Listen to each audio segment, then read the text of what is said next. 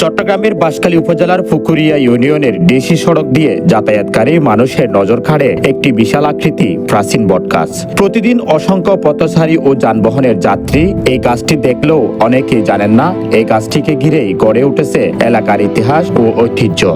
স্থানীয়দের ভাষ্যমতে শতবর্ষী এই বটগাছের নাম অনুসারেই এলাকার নামকরণ হয়েছে বটতলা।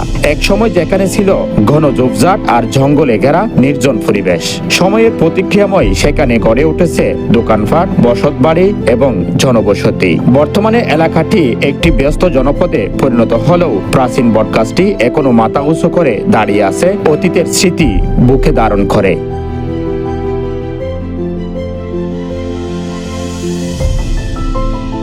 প্রবীণ স্থানীয় বাসিন্দারা জানান, অতীতে বটগাছটির নিচ দিয়ে চলাচল করতে অনেকেই ভয় পেতেন। নানা লোক কাহিনী প্রচলিত বিশ্বাসের কারণে সন্ধ্যার পর এই পথ এড়িয়ে চলতেন অনেক মানুষ। তবে সময়ের পরিবর্তনে সেই ভয় কেটে গেলেও গাছটিকে ঘিরে মানুষের আগ্রহ, শ্রদ্ধা আজও অটুট রয়েছে। বিশাল আকৃতি এই বটগাছের শিকড় চারিদিকে ছড়িয়ে পড়ে এক অনন্য সৌন্দর্যের সৃষ্টি হয়েছে। প্রকৃতির অপরূপ নিদর্শন হিসেবে এটি শুধু পথচারীদের দৃষ্টি আকর্ষণ করে না, বরং এলাকার ইতিহাস ঐতিহ্যের নীরব সাক্ষী হয়ে দাঁড়িয়ে আছে।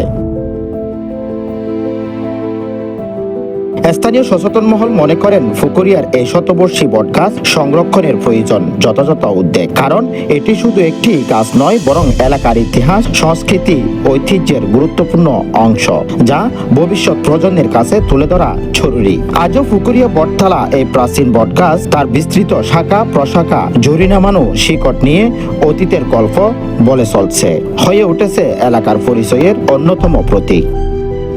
Jamal Uddin Zahed, news desk, Chittagong.